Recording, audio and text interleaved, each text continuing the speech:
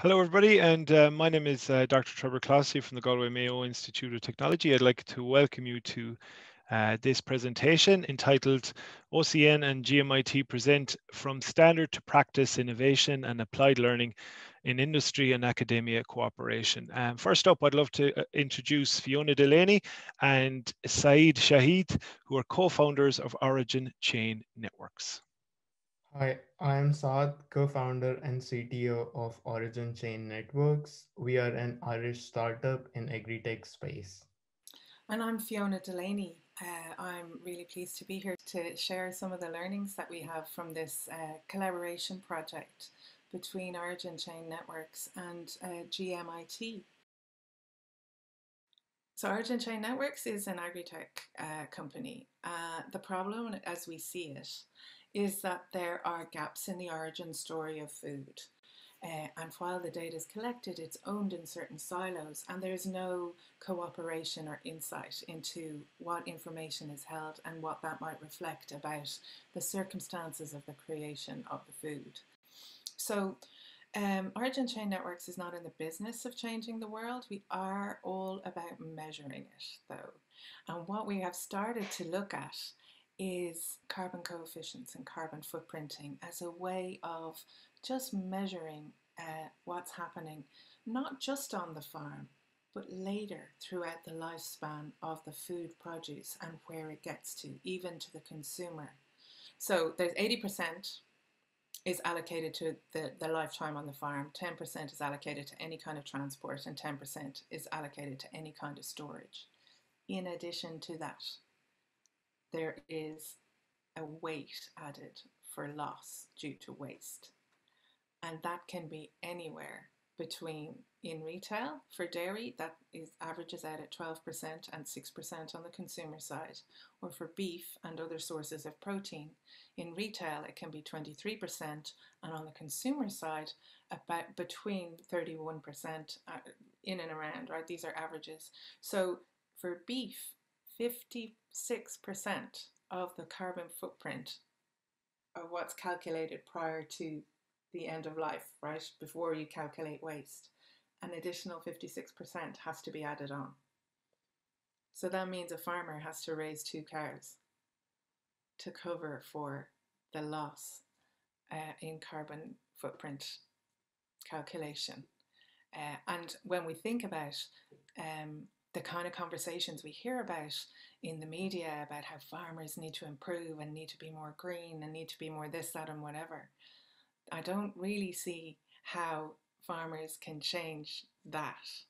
So what we need to start to do is to measure the carbon footprint throughout the whole lifespan of food right until end of life, and including new focuses on circular economies and zero waste and new strategies to include waste product back into the life cycle of other types of, let's say, food production processes or other production processes.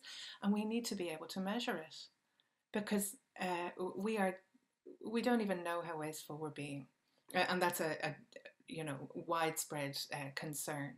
So what we can do, and what blockchain can afford us, is this idea that together across these disparate parts of the food supply chain in this instance is to co-create the digital provenance of food.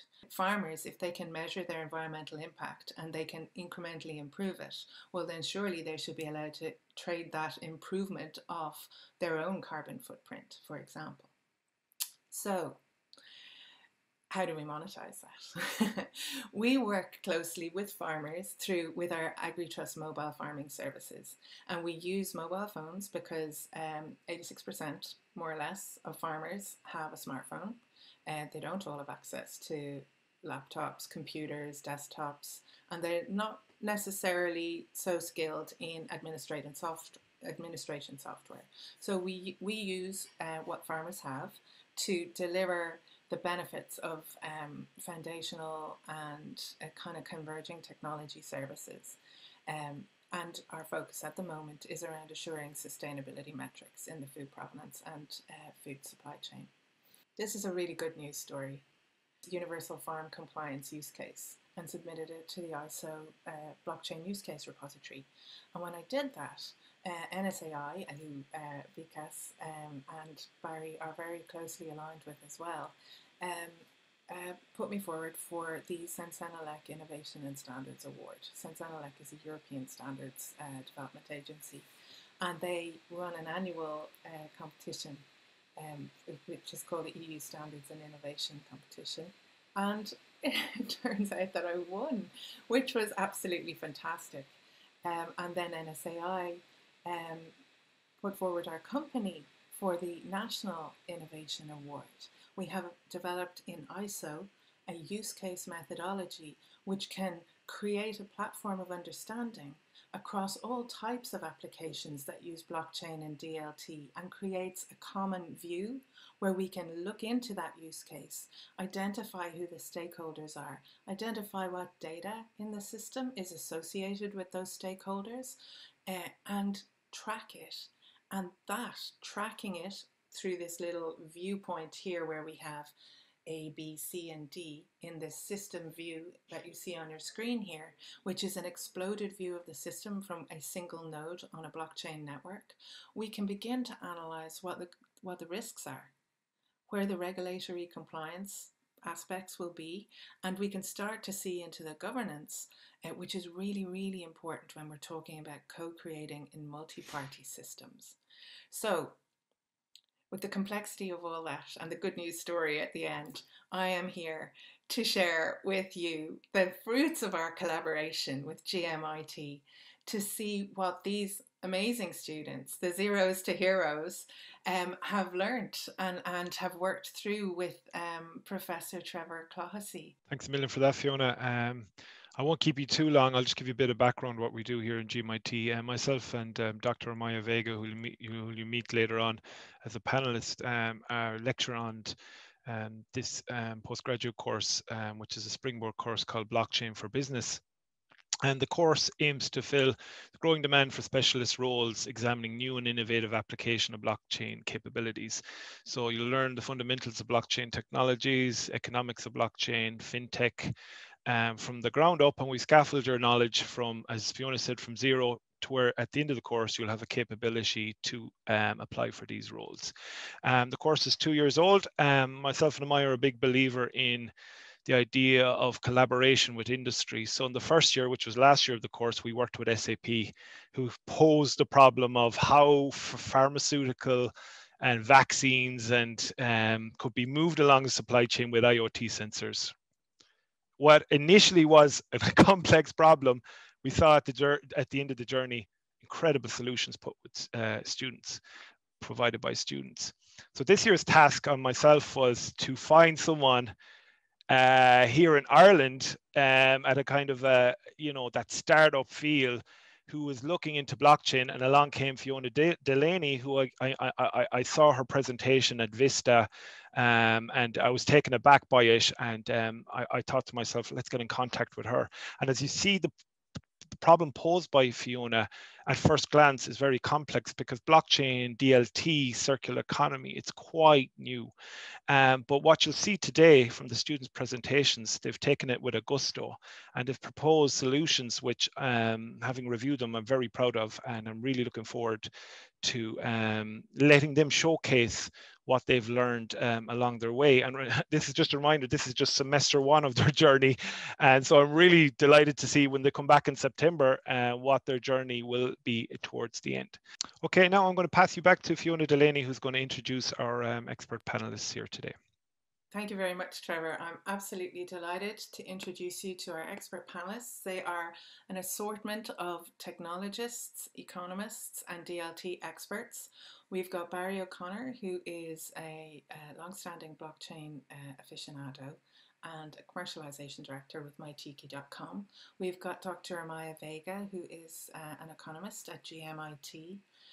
Vikas Sani, who's head of delegation for Ireland with ISO TR3242 for blockchain and DLT. Dr. Kasala Yapa, who is a research fellow at Deeper and is based at NUIG. We've got Paul Swift, head of technology at Bank of Ireland, Saad Shahid, CTO at Origin Chain Networks. We've got myself, Fiona Delaney, and our lovely moderator, Professor Trevor of Clohessy, who I'm going to hand back to, who's going to start to introduce the students. Thanks for that, Fiona. And first up, we have Pablo Celes, who's going to provide us with a quick pitch of his project. Over to you, Pablo. Hello, everyone. My name is Pablo Celis. I'm part of the class of Blockchain for Business from GMIT, and I'm proud to present this idea aligned with the project of Origin Chain Network of Fiona. So utilizing the schemes that she already presented, which are a standard for the ISO rules. What I've done, if you don't mind, Fiona, thank you. What I've done just here in one slide is summarize all the presentation of the project, where I first present the problem or each part of the production honey. My idea is to provide a blockchain solution for the honey production. What I see is that the honey has a big gap in between the very low standards of honey and up to the very high standards of honey, which everyone might know, Manuka. So from 2 euros to 36 or 2006. So here first we see the honey production, the distribution, and the consumer value. What the solution is focused on is on the traceability, one of the key points of the OCN, and where the solution is trying to bring is in the production control source, the tracking, and the most important, which is given the value, is the production information. It will be tracking the production on source by an IoT devices, having full information of the hives, and then from the packaging and production of the honey itself, we're going to have the tracking of every bottle or batch of honey, bringing down to the consumer all the information that has been recorded on the blockchain. The main thing here is that is not just providing a solution for the consumer on the information, but most important, what I saw is a solution for the producer, the honey or the beekeeper, which is at the very end who had to, let's say, pay in front the investment of the implementation of a DLT solution. So that is my side, and I think I try to summarize the solution. Thank you.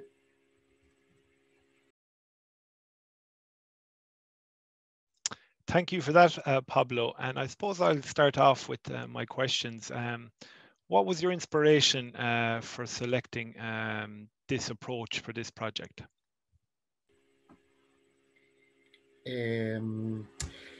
Primarily for seeing what is the price gap, let's say, of the honey, and then surfing the web and finding that the price gap is given by the not trustability of the honey. So there is a lot of fake honey, which makes not a standard price. And so then going back on the already given solution for the honey, especially in blockchain space, is that most of them are based on the traceability from the production to the consumer, but not giving a solution to the producer. So my aspect or my focus is giving a solution first to the producer, as I said, who is at the very beginning who pay in front the investment. Thanks a million, Pablo. And I suppose my final question is, are there any use cases out there at the moment which are currently using DLT and honey tracking? Yes. Well, first of all, and with someone that I already spoke as well, is the Hive. Is a blockchain project implemented here in Ireland, who was very welcome to speak with me, Connor Daly, the manager. I already interviewed him, and I said he gave me a few tips. Now them after digging around, and for example, the Manuka honey, and the most precious one, it really has also a solution of blockchain. But again, what I saw on the production source, I really don't have noticed that there are products that follows the hives and the sort itself. Thanks a million, Pablo. And I suppose I'll pass it open to the panel now if the first panelist would like to ask their question.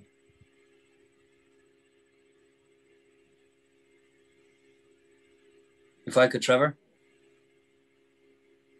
Hi, Pablo. It's actually an excellent project, I think, as well, actually choosing, because I suppose honey has had a history of, in terms of food fraud. I mean, where do you see, from a consumer's point of view, the fact that you're now using blockchain in terms of, again, because you alluded to the whole pricing piece? What's the biggest benefit, do you think, now by using blockchain in terms of downstream activity from a consumer's point of view? Do you think that you want to see a kind of a better pricing structure as a consequence, or that typically honeys like Manuka will come down in price over time? Or what's the biggest benefit, do you think, that bringing transparency to honey is going to, from a blockchain point of view? Definitely, the pricing is something that it will come up as a result of implementing a solution that gives information. From the very beginning, I started investigating.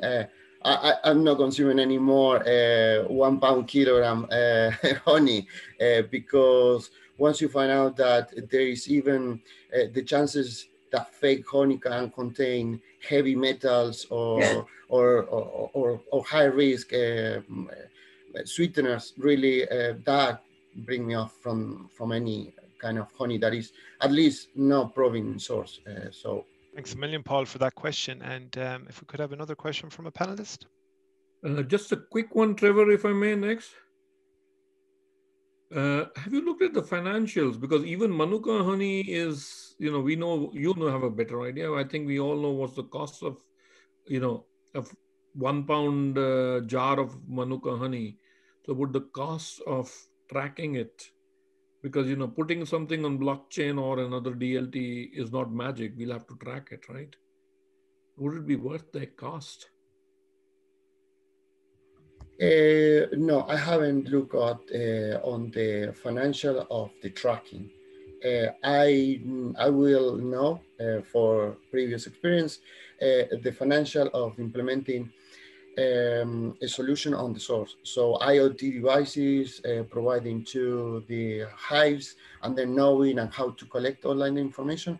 I would say that is not a big investment. I would say I can't say about that.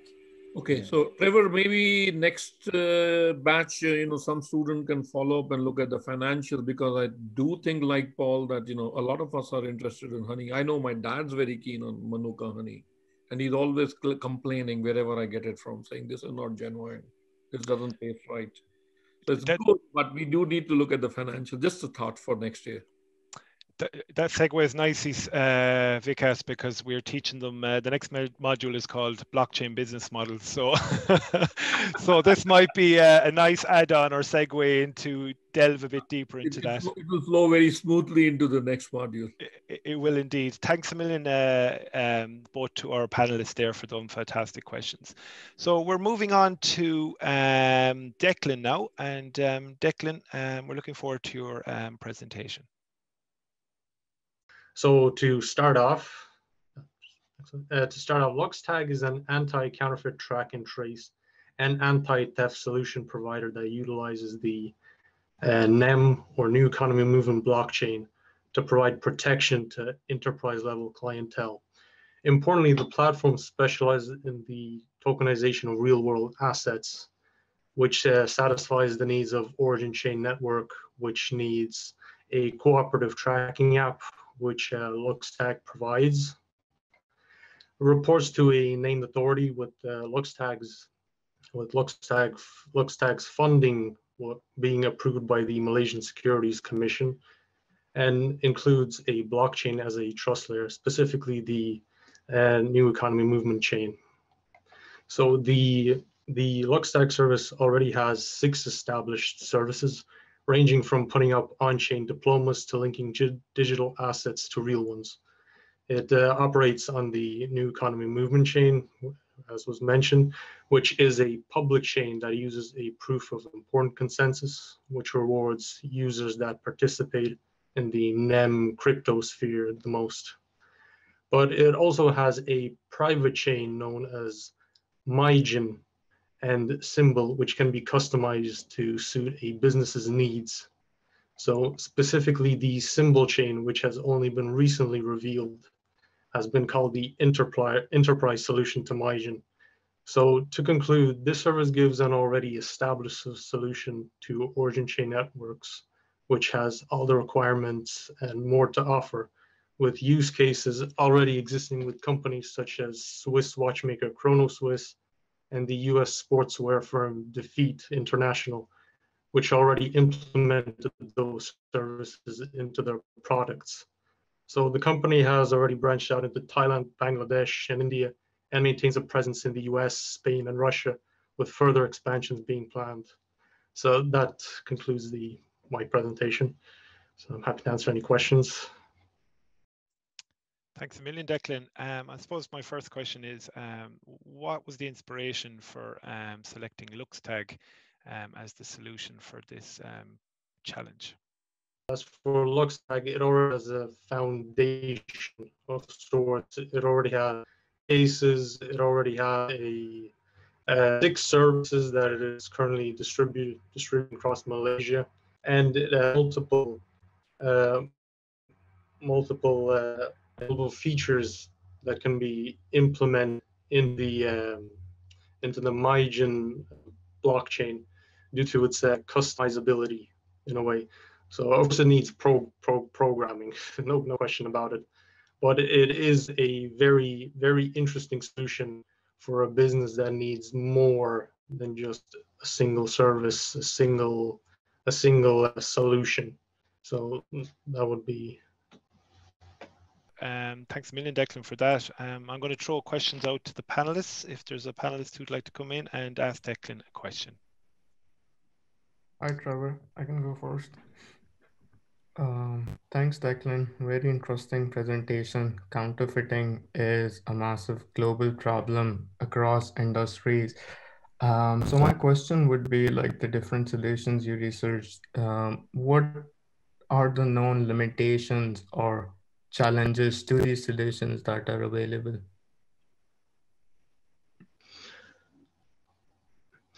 The limitations to this is that it is not as used, is not as a much used blockchain. From 2017, it was a fork of sorts from a different chain. So primarily just it is a new blockchain, and there isn't really much history to it. Thanks for that, Declan. And if another panelist has another question for Declan to round it off. Hi, Declan, it's Barry. Can you hear me? Yes. Just struggling a bit with your connection there. Declan, given that there's such a groundswell of reaction against proof of work and how brands want to see themselves as being champions of something that is green, how do you reconcile what you're trying to do with brands and the brand perception against proof of work?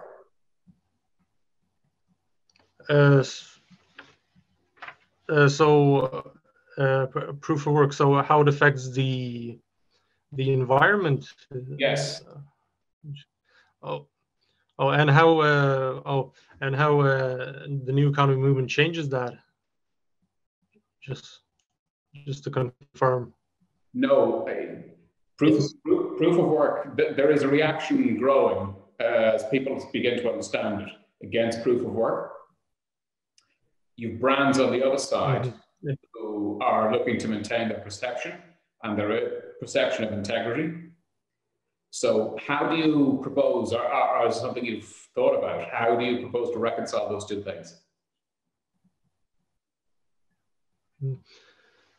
So So for proof of work, it's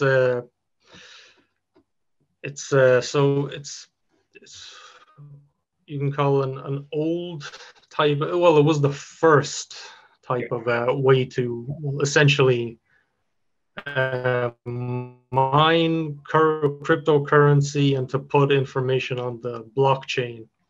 So and it's still the most the best, pretty much, more or less.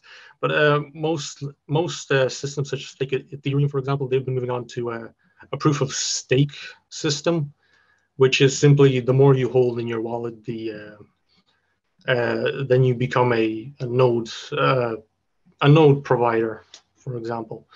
And proof of work, although it's still the best, it might be coming out of fashion, for example.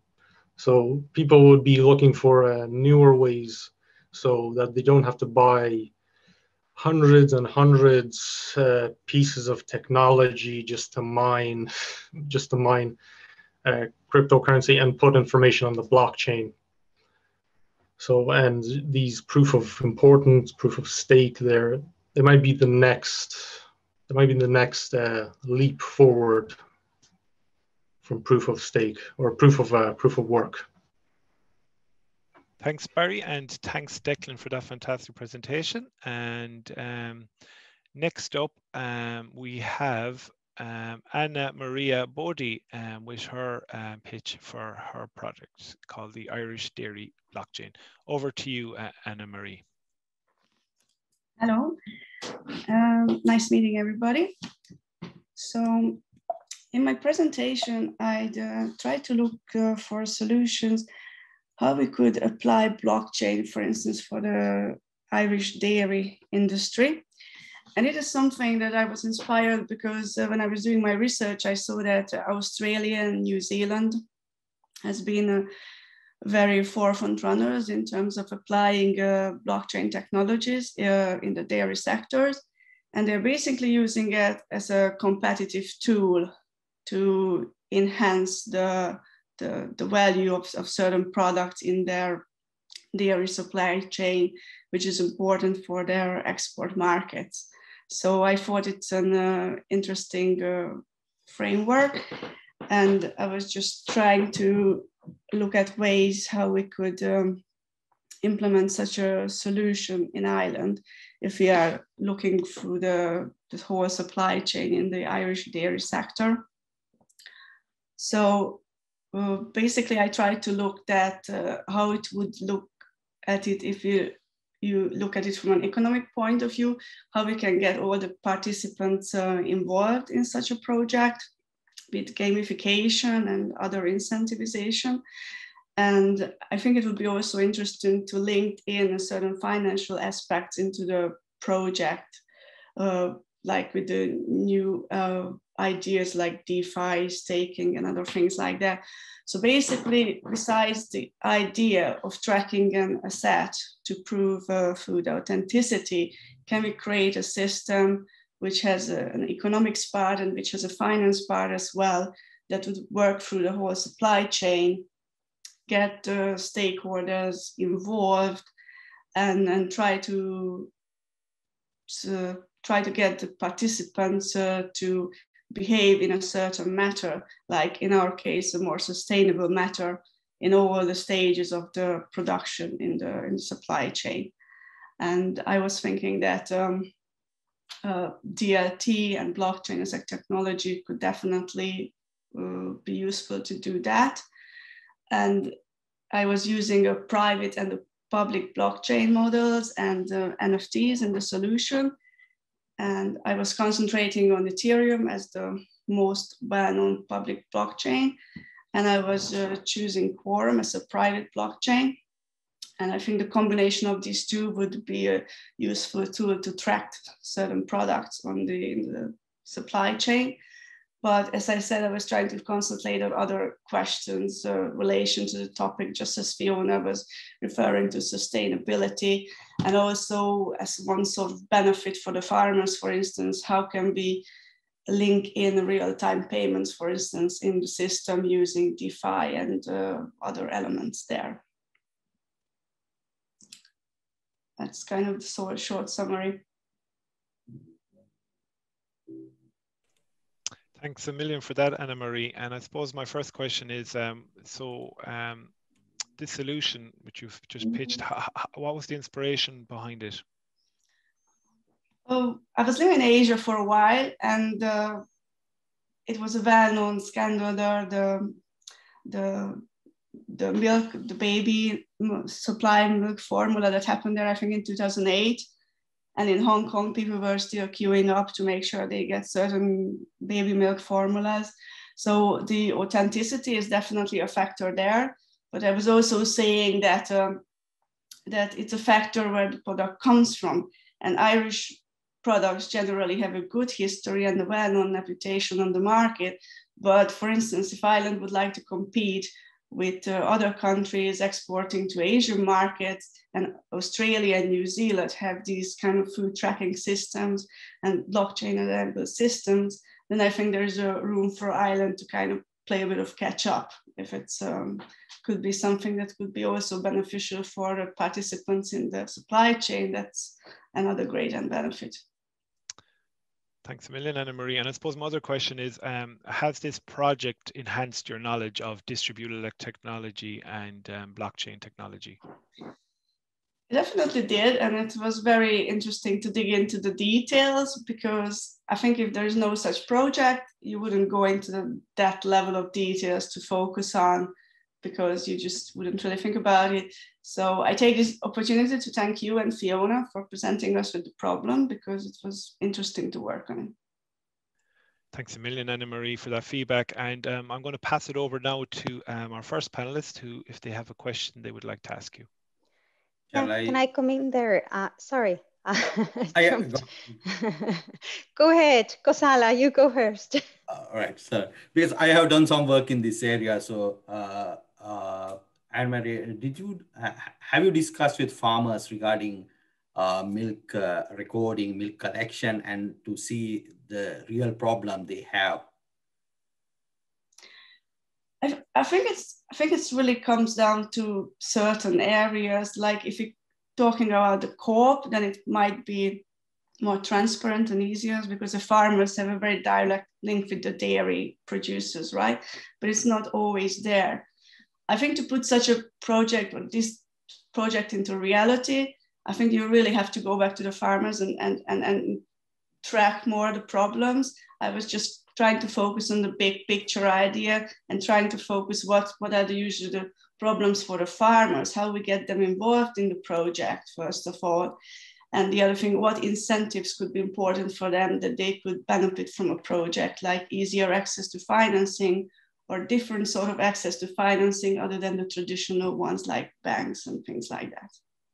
Well, this is a great starting point, Anna-Marie. It's a great start. And but if you can go a little bit detailed, because I'm sure you cannot solve all these problems. This is a big problem.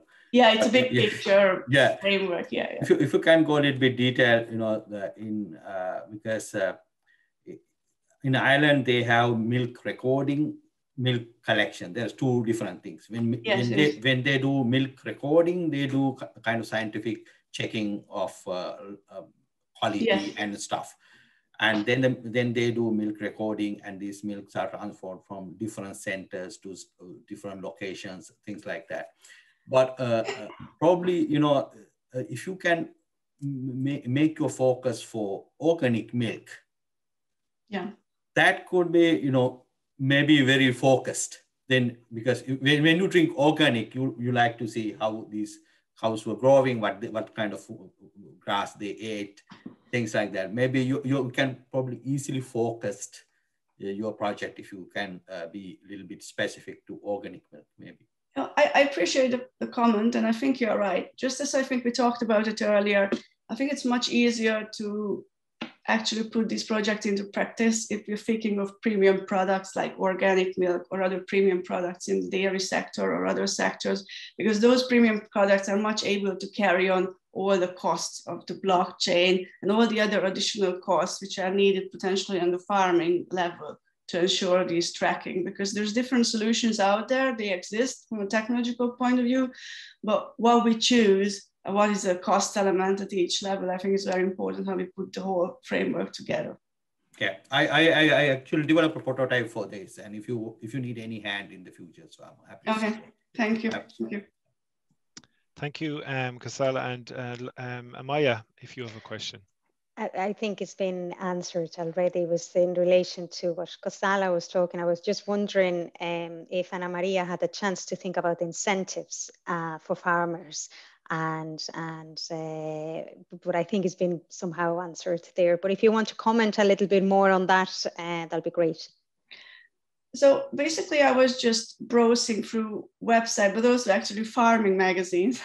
What are the topics which are coming up there? You know, what are the problems that farmers facing? One thing is obviously connectivity, but the other thing, most of the times they have problem accessing insurance or microfinancing, for instance. And I was thinking if we could use the system and give them access to more decentralized elements of financing, like be able to use maybe their receivables, which are generated in the process. And those could be tokenized. And then investors could invest money into these tokens, potentially through some stable coins. Basically, we can create a system which can give them access to short-term financing, which they wouldn't have access to anymore, because the main elements from a finance perspective are on the blockchain. And obviously, those are not shared, those are kept private, but it would be an additional point and part of the system, which would help them to overcome some of the difficulties they are facing. Because I think at the moment, certain things to do with blockchain, traditional financial players like banks are very just still afraid of, and they're just not too sure how to handle it. They haven't developed their policies, but at the same time, this could be some sort of solutions for the farmers or actually other players as well in the supply chain that they could access. Thanks a million, Amaya, and thanks a million, Anna Marie. And we're going to move on now to our next presentation. It's by Aisling O'Regan. And Aisling, fire ahead when you're ready. Hello, everybody, and thanks for giving me the opportunity to present my project and the elevator pitch. So I suppose the case study that I'm looking at is hemp agronomy in Ireland. I suppose in terms of novelty, it is a novel farm, I suppose, aspect, but in terms of complexity, if you were to adapt to the origin chain network and the DLT and blockchain technology there, it could make integration of it very much more simple. I mean, the problems really that the hemp industry in Ireland are facing is that there's kind of inconsistent regulation, there is product identification problems, there is poor government funding, so there just seems to be a lot of, I suppose, a lack of integration in the sector. So with the blockchain technology and the origin chain networks adaptation, it would bring all the stakeholders together, the farmers, the government regulation, you know, like the Food Safety Authority, all of those kind of organizations. It could be linked to the CAP funding, the pillar funding, where say through the Internet of Things or the Internet of Agricultural Things, greenhouse gas emissions, you know, the biodiversity and the changes that are on the farm, and they could be uploaded onto a blockchain, and CAP funding could be filtered through that system rather than the very long, lengthy, I suppose, kind of paper trails that sometimes these systems need.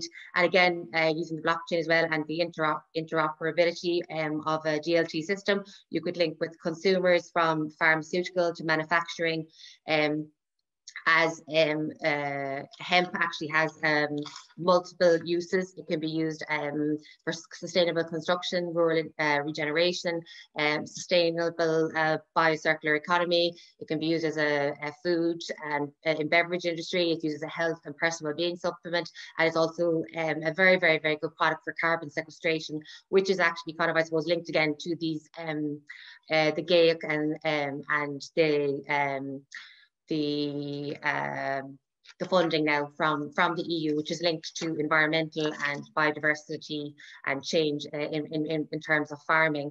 Again, the origin chain network would prove hopefully easier for farmers to use because of the Agri-Trust app, where they can upload whatever details that they need to upload onto the system. Again, this can be validated across the chain. Again, I suppose in terms of being storing data on chain or off chain, certain details would have to be stored off chain, like the farmer's details, their personal details, location, geographic location, like that. But then I suppose interaction between the different nodes and the different contributors on the chain, interoperability would be essential to ensure that the farmers would have, I suppose, kind of maximum validation, and then even from the point of view of revenue generating, you know, interacting with as many sources as they possibly could. Just looking there at the Semantic and Interoperability Center, the Agro XML there is an agricultural language that seems to be able to translate source code between the various operators on the system. So that was just part of our project that we had to look up, and I presume some type of language like that or some type of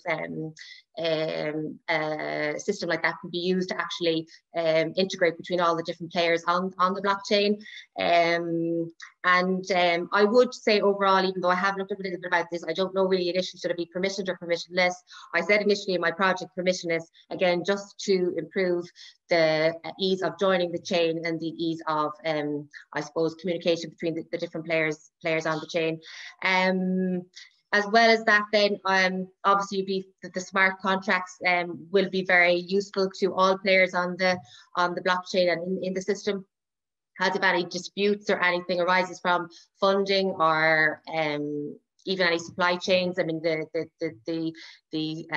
the chain is immutable, and it can be sourced back to the very start and to what happened along the chain.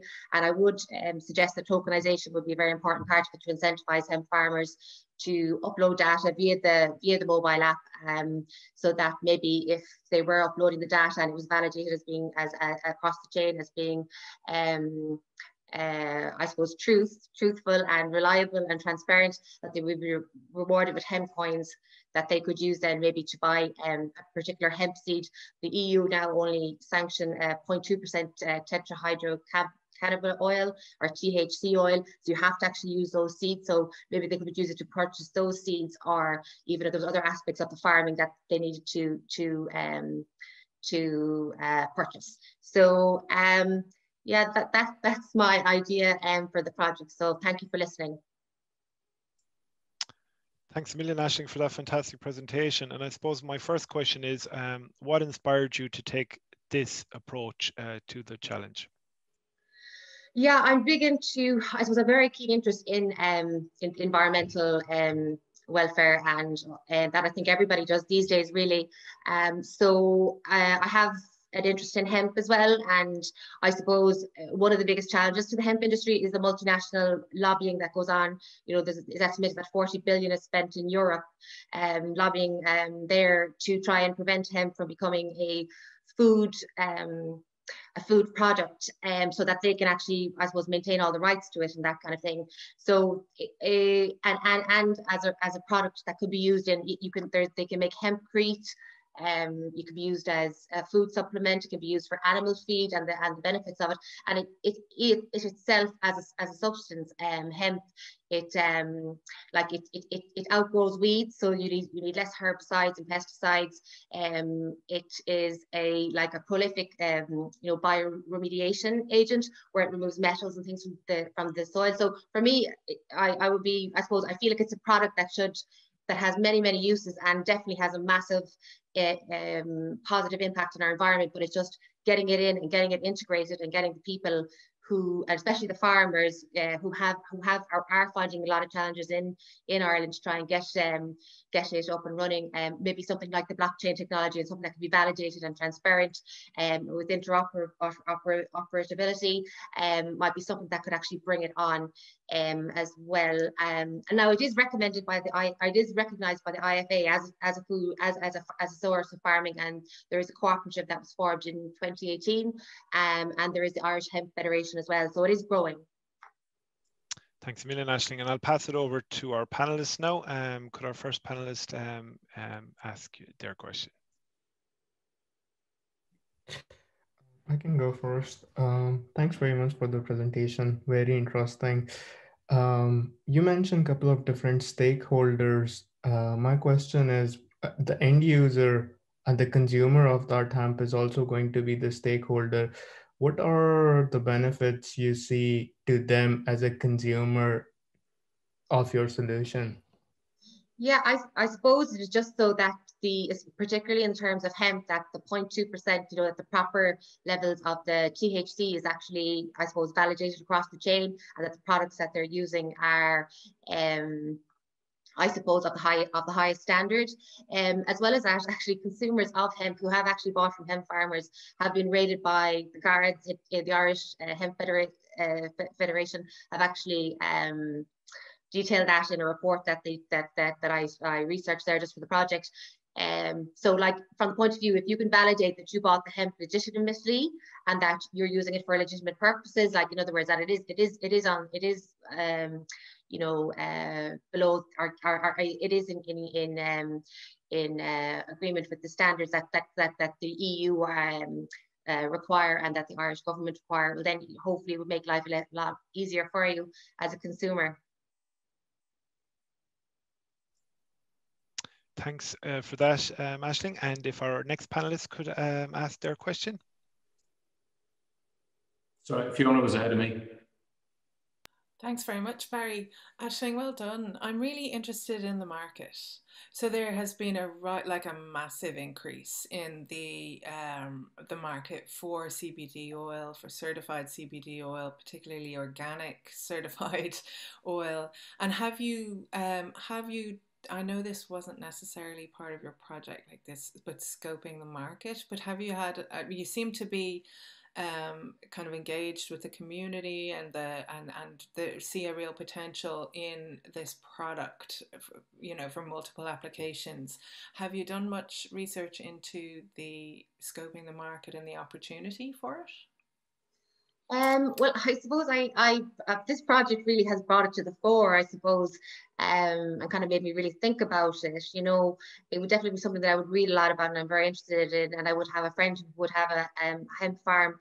But I haven't scoped it, I suppose, from the point of view of me setting it up as a real-time business. I haven't done that as such yet, but definitely looking at the blockchain as a solution, I think, because of its credentials being transparent, immutable, and validated, and receiving consensus across the blockchain, and that it's not just one person maybe corrupting the whole thing, or I think that could help the hemp industry. I think that's a really interesting approach, because what we see here is a kind of relatively new product, let's say in Ireland, and you're solving multiple problems from kind of ground zero. So in any kind of technology, I think that's like that's the dream, really. To start from zero, to introduce a system that makes sense for the problems that you can solve right now. So yeah, that's an interesting approach. Thanks very much, Barry. Aisling, I admire your courage. You've taken on two of the biggest and probably most difficult areas to try and work with in terms of the market. The only thing I would say to you is, listening to you, don't rely on the technology to solve some of the problems. You've underlying issues, you have education, you have awareness, you have all of that stuff. You know the mountains that you've got to overcome with that way better than any of us. I would say to you, think of it as being an enabler. And I think you're right in terms of tracing the origins, but I don't think that's your issue. I think you've got bad actors in the space, and I think you might be better off playing up the fact that you can show that you are a good actor, your offering is, you're enabling, something along those lines. Blockchain and its capabilities, it's a many-headed monster, and you don't need all of them in your corner. You only need one or two. So I would just think of those terms, because I was listening to you, and there was a bit of everything in there. You were talking tokens, you were talking all sorts of things. Pick one area and use that to your advantage. But I do admire, because as I joke, Fiona's heard me say this before. I joke, I used to be 6'2" and have a full head of blonde hair before I started in the blockchain space. Blockchain is a tough space, and hemp is equally as tough. So I really admire your courage and your conviction. Yeah, I kind of thought they were quite similar in that they're both very disruptive. So, but like that was, a lot of barriers to break down with it. I can tell you, it is tough. Definitely. Well done. Thank you. Thank you, Aisling. Thanks, Barry, and thanks, Fiona, for those great questions. So we're going to move on to the next presentation, which is Borna Zuber. And Borna, we're really looking forward to seeing your presentation. Hello, everyone. Welcome, and thank you for being here. So my name is Borna Zuber, and in my case study, I didn't choose one product specifically. I try to look at it a little bit from afar to kind of make it approachable for all sorts of investments, business, and different people who choose to join this ecosystem for various reasons. So I kind of looked at it first from the problems that we need to solve, and of course it's storing the data, recording the data, providing the data to government agencies that want to check on the if everything is in alignment. And of course blockchain is a brilliant solution for that and allows us to kind of modify all of the processes that are going on there. And the first thing that I asked myself, what will be a good project to kind of be the basis for it, and I stumbled upon the Hyperledger, which is a open project from the Linux Foundation and has a lot of people working on it continuously. Their blockchain fabric is easily customizable, and I suggest that as being the underlying layer for my idea, which I'm going to propose now, which is basically not creating a single blockchain, but looking forward to where all blockchains kind of end up at one point, which is the idea of scaling. And if we imagine the origin chain network as a global system for agriculture, which can be interoperable, which is one of the biggest obstacles in the whole process, but it has to be interoperable with a lot of different industries, because agriculture is not just one thing, it's nexus of interactions, and that's why we need to create a system of blockchains which would kind of help the system scale. And I envision them as being oriented towards each part of the agriculture industry. And as you can see here on the first slide, I kind of imagine that maybe a specific coin or a blockchain could be handled only for relevant data, for example, for cattle or vegetables or dairy or even machinery. Now I chose Hyperledger Fabric because it is very customizable and has basically two main components which makes it very attractive. First one is that it allows for on-chain and off-chain data to be stored. I think that off-chain data should be used for the reporting side and the recording of, example, you buy 50 cows and you place them on your farm. You can make a picture of those cows and send them onto the off-chain data, store them, and it can be later approved if you have all the cows there, and it's a visual representation. But pictures and large reports like that take up a lot of data, so they're not good and not very compatible on-chain. So I would leave the on-chain side for the transactions and storing smaller chunks of data to make it easier and more nimble to use. So from these examples here, you can use that a variety of blockchains will be implemented. Of course, they would all have to communicate with each other together and with different stakeholders in this whole ecosystem. That would, in my opinion, incentivize people who are, let's say, if you are lactose intolerant, you would never use a dairy coin because you would never buy dairy products. On the other hand, if you're vegan or vegetarian, you may choose to buy more and use more of the, let's say, vegetable coins because it incentivizes your daily usage. And for example, the machinery coin could be easily implemented into government funds or investments into machinery or renewing old machinery that's maybe broken or outdated and has to be replaced. So let's say if government wants to incentivize new tractors being implemented for farmers, they could issue 1 million tractor coins and send them to the wallets of the farmers that apply for the stimulus. So it opens also a new level of investment opportunities, which is, of course, very interesting for businesses, private investors, and large investors that want to maybe target the industry specifically. Let's say you believe in the previous project we heard about hemp, and you want to invest into that industry. You can support that by investing into a hemp coin and hemp blockchain built on the Origin Chain network, and that way direct your money into entrepreneurs who are building out the ecosystem in that direction. What I also believe needs to be a huge factor in building this out is the gamification element, as you see on the second slide here.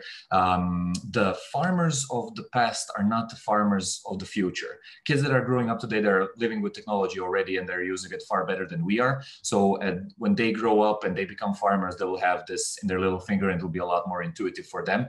And they will have already through games and apps be used to having a high level of reward systems, levels, achievements, progress bars, all of the things that we kind of look as silly as you know, like childish. I think it will be a part of the next generation implemented already. So we should look to have an element of social networks, which increase the networking effect and kind of trigger the domino effect. For instance, if there are a lot of chicken lovers out there, they might post about it on the Origin Chain social part of the network and share pictures and exchange ideas, and they see, let's say, a farm that they really like of a farmer, they can invest into the coin that's supporting the farmer that's using the coin in their interest. So yeah, I have a lot of these ideas here in the gamification aspect, and I'm very open to questions and other ideas, because I think that's one of the things that will help this scale and make it more usable to create a greener and better world for everyone. Thanks a million, Borna. Fantastic presentation. I'm a big fan of tokenizing behavior change, particularly with blockchain and sustainable interventions. And I suppose my only question is briefly what was your level of blockchain knowledge before this, and how has it advanced with this project? Mm-hmm. So a few years ago, it was only from afar, a little bit of investing and just looking through, you know, the social media, what people were talking about it. But as I started studying this, I kind of looked more into, you know, like on-chain and off-chain data become more relevant as an idea. Prior to that, it wasn't. And then I really saw how big of a role programming and development has in this whole ecosystem. To develop something properly, a lot of developers have to really invest a lot of time to create a system that's really based on code, right? Because in the idea phase of creating a token, it's actually very easy, but making it operable with, let's say, a supermarket's chain of reporting, that requires really technical data. So I'm not that technical myself, but I think that's a huge component in that. And it just made me realize how important it is. And I think we have to invest into programmers, developers, and the whole IT structure behind it. Thank you, Borna. And I'm going to open it to our panelists. If a panelist would like to ask you a question. Can I just get in there, Trevor? Sorry, I had raised my hand. Is it okay to go? Fire ahead, Paul. Yeah. Hi, Borna. An excellent presentation, actually, and some fantastic ideas and quite broad. But I suppose the whole sustainability thing that's coming quick and fast towards us all now, it obviously requires us as individuals as well to take responsibility in terms of actually how we can, I suppose, can play our own parts in it. But how do you see in terms of when you talk about all the, in terms of tokenizing, as Trevor alluded to, who do you see as responsibility, I suppose, from if you look at the farming side of things? Is it more the farmers in terms of the agri sector itself to kind of drive activity through the blockchain, or is it actually through consumers in terms of actually getting on board with various kind of opportunities that that would come down the line? Hello, Paul, and thank you for the question. I think that depends a lot on the individual person. So if you're a farmer that really wants to use social media to kind of promote your honey, which is organic and sustainable, and you want to integrate it into the blockchain, you would have to take it upon yourself. Community would take part into it, as we already see that network effects really drive a lot of good to business. And of course, the marketing element is already there. From the infrastructure side, I think at the start, it would have to be either larger investors, banks, from the government, something like issuing equipment or helping with the initial investments.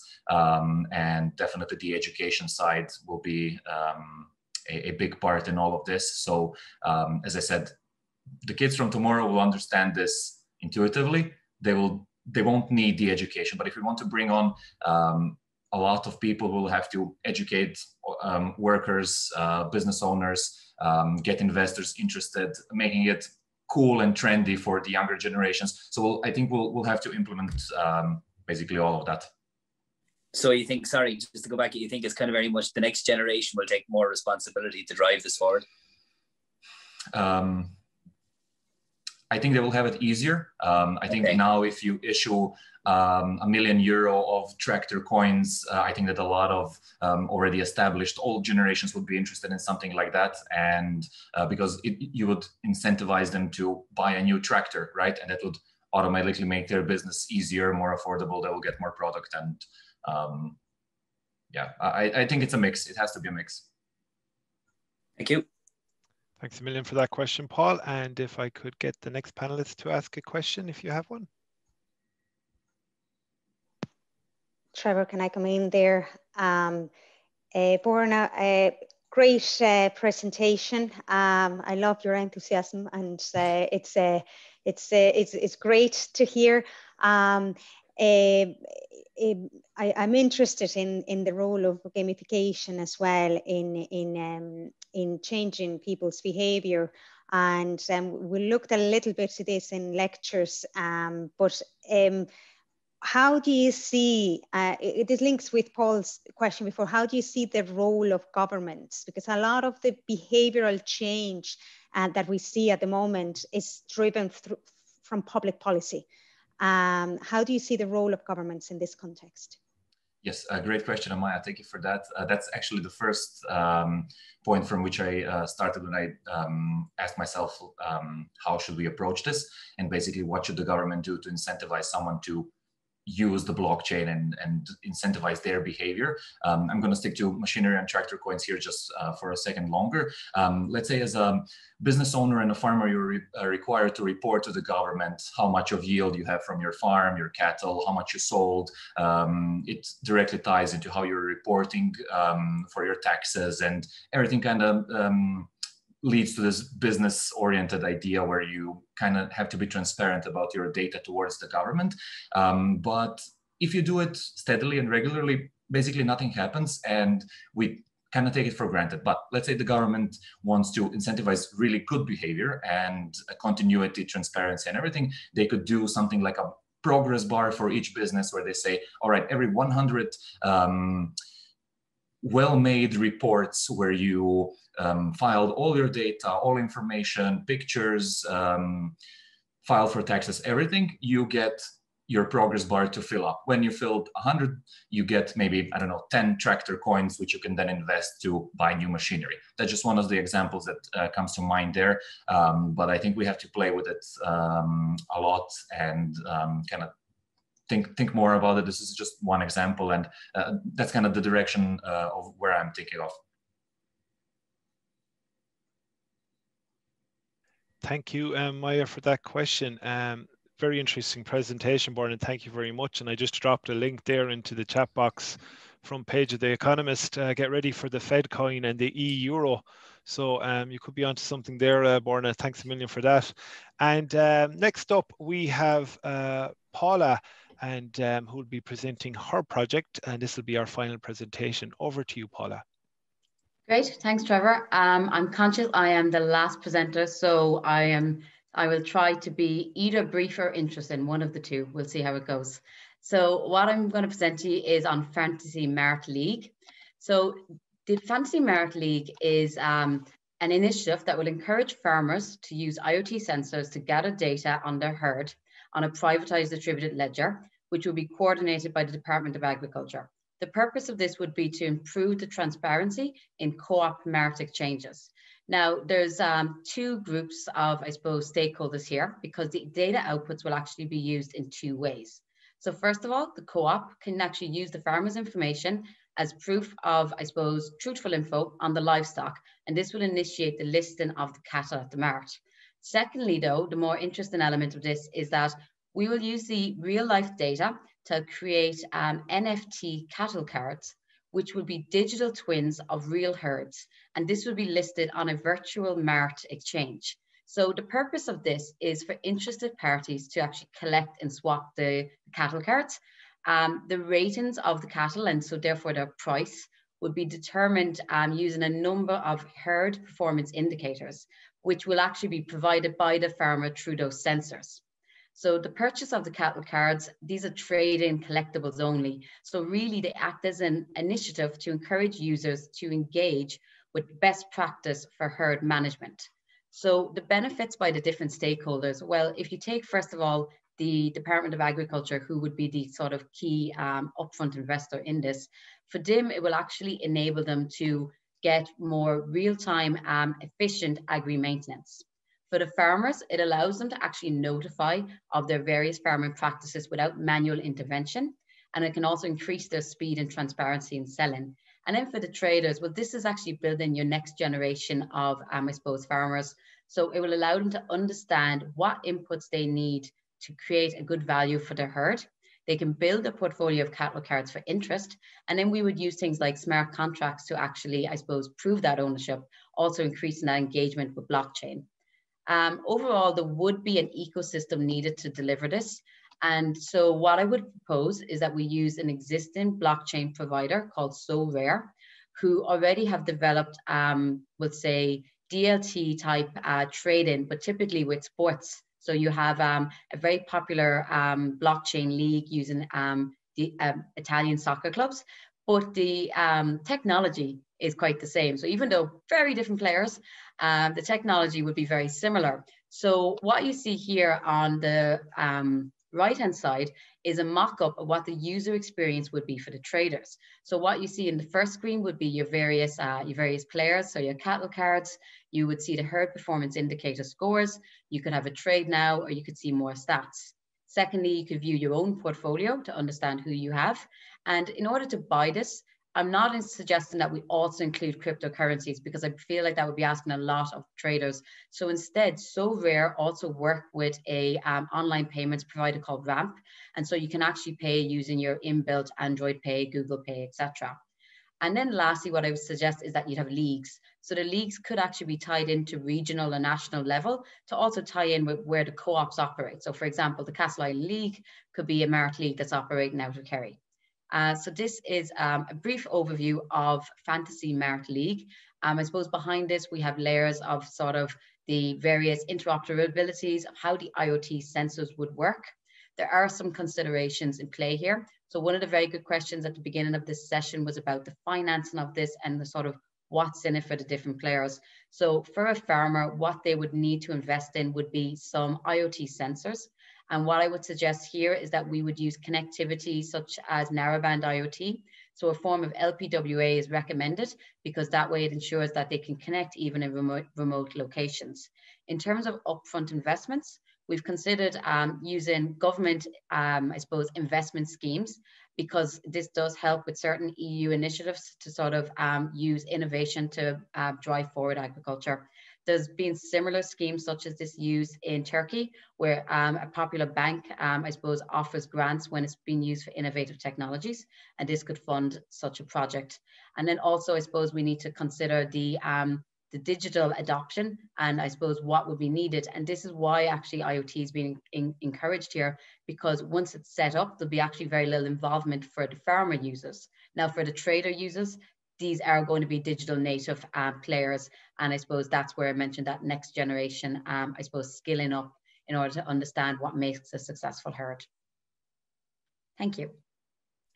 Thanks a million for that, Paula. As soon as I saw the Fantasy Mart League, I remembered I forgot to change my fantasy football captain. So thanks, thanks a million for that. Really fascinating presentation. Man U has a triple, so just keep that in mind. I know, yeah. I'll check now if I have one of the Man United players.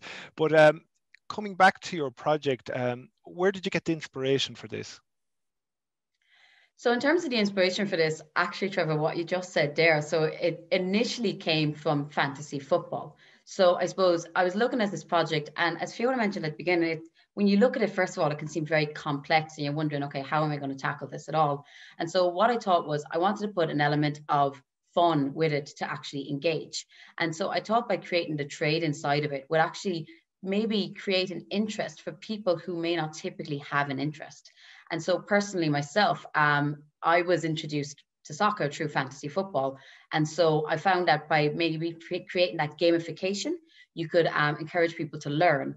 And then I suppose where you actually get the inputs for it, because you could just create the trade on its own. But what's the value in that for the actual, I suppose, the main player here, which is the Department of Agriculture? Well, really, I think by having the real herd data using the farmers' technologies, but then it kind of brings it all together to sort of benefit all parties. Thanks a million for that, Paula. And I'm going to open it now to the panelists. If you have a question you would like to ask Paula. Can I just go in there, Trevor? Yes, fire ahead, Paul. Hi, Paula. A really great presentation. And again, when I saw the slides, when Fiona sent them on, you know, a fantasy Mart League, I thought it was, because I work with I have a colleague who's the head of Agri, and so he kind of keeps me up to speed on things. But looking at, because to me, looking at obviously the farming and doing that around cattle, etc., and the herd, etc., it's like obviously very traditional industry, and you've brought about a very kind of unique and you know, interesting way of looking at it. If I could ask you from SMEs, maybe, you know, as who are actually looking at blockchain, what you've learned on the course in terms of actually maybe towards looking at a business, what would you be saying to somebody who's actually thinking about maybe how could they deploy blockchain, given you've done it in a quite innovative way? What would you say is the big benefit of blockchain? Great question. So I suppose I approached this with no knowledge of blockchain previously. And so what I would say, sort of from building up that knowledge set, one of the things to really consider for a SME would be what existing technologies or companies are out there that you can already leverage. Because if you're looking at creating, I suppose, a solution and creating the technology and ensuring it's all, I suppose, interoperable, then it's a very big task. So unless your SME is going to be a blockchain company, as in that's going to be their core proficiency and that's what they're offering, I think it's an awful big undertaking, I suppose, while the technology is still, I suppose, in its adoption stages. So what I would suggest to them, let's say the company is in, let's say it's in creating soy candles, and they're saying, you know what, we think blockchain could be very interesting here. Well, then what I would suggest is about finding that ecosystem and the correct system integrator that can actually recommend for you existing technologies. And then what's incredibly important then is that how you would put your stamp on that to make it work for your business and your, I suppose, value proposition. Sorry, and that's so you really, again, it's because it's a fairly kind of early, it's still early days in technology, you'd be kind of almost, would you be suggesting or advising to kind of keep a watching brief as far as not kind of go full on in to blockchain unless there's a really good argument to do so until it's evolved further, shall I say? Well, no, I wouldn't say that, because I think one of the important things of a SME is that ability to actually, I suppose, experiment, and because that is where I suppose they can really, I suppose, make their mark on like Irish economic society. So I wouldn't be saying keep a distance until someone else cracks it. But what I would say is that you'd need to seek out expert advice to actually understand how to implement it. Because if you're getting into the weeds of it and it's not your core competency, well, then you could be using up a lot of resources that could be spent elsewhere within the business. So something like, I suppose, the trading element of it, by doing something experimental, it could be a good way of sort of starting to learn the technology without, I suppose, investing too much into it. Brilliant. Thanks very much. Well done. Thanks a million for that question, Paul. And if we have one more question, I think we have time for from a panelist.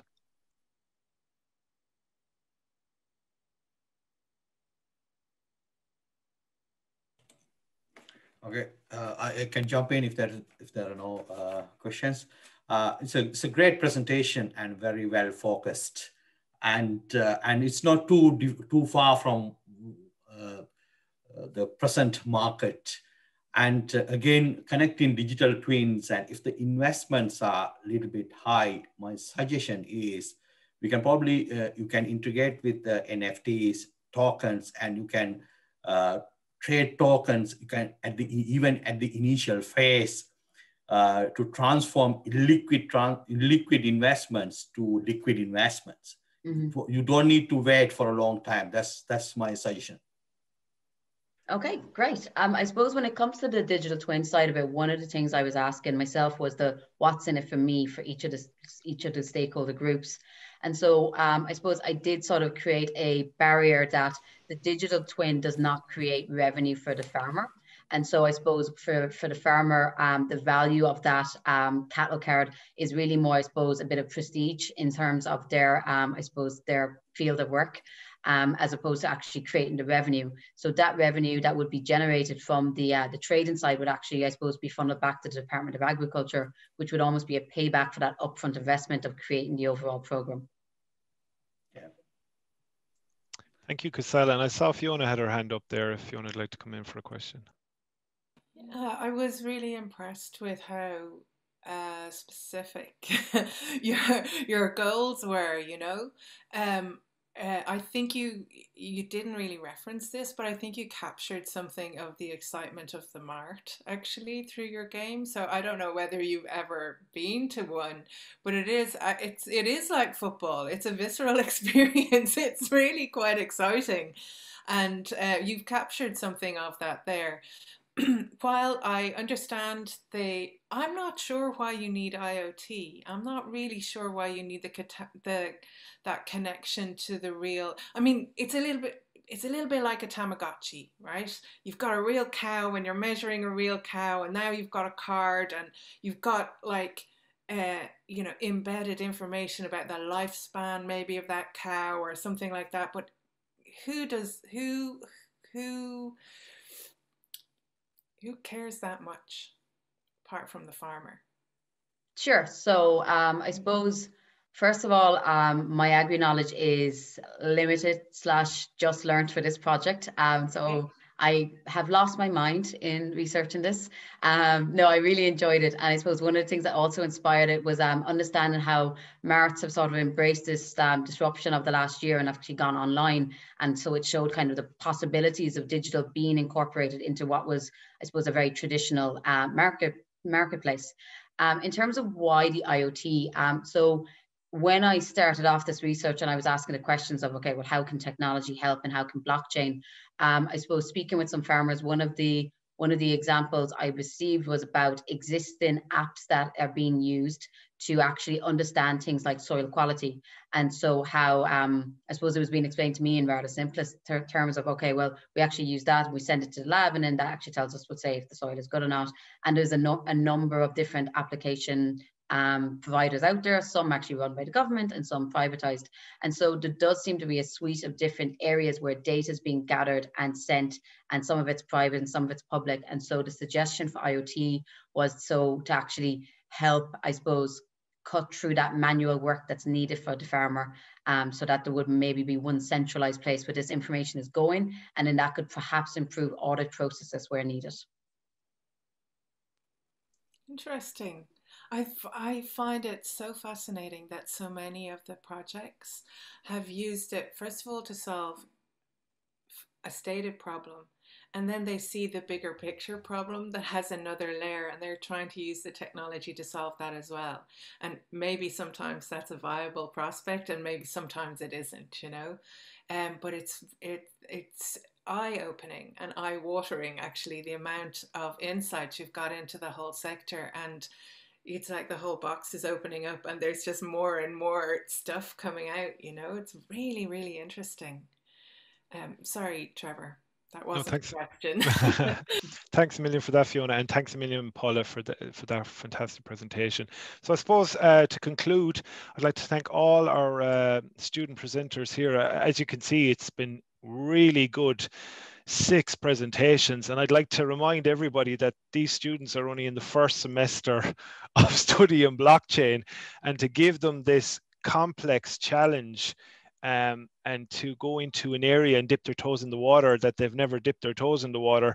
I think myself and Amaya are really proud of the students' efforts here that they've come up with, and we're really looking forward to meeting them again next semester, where we're going into a bit more advanced topics like business models. So taking one of the projects there, and let's see, can we put up a business plan or a proposal? Let's see how can we generate revenue with that.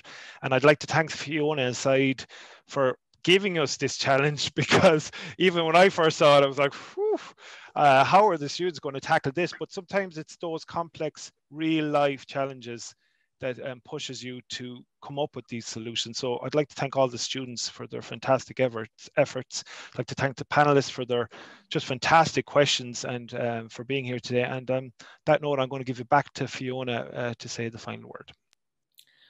Well, thank you so much, Trevor, and to all your students at GMIT. I can only tell you what a positive experience it has been. I really, like Trevor, I really wasn't sure what could come out of it, It's the challenge was hard, but you know what? Business is hard, entrepreneurship is hard. Raising money is hard, so why not start with the hard stuff? And you absolutely rose to the challenge, everyone, and it's really, really interesting, and it's really timely. Oh my goodness, Blockchain Ireland Week, everybody's talking about NFTs, everybody's talking about this, that, and whatever, and you've got some really substantial and well-considered projects here that can only add and contribute to the knowledge of actually all of us and the community in Blockchain Ireland. So congratulations, and I thank you all for taking part.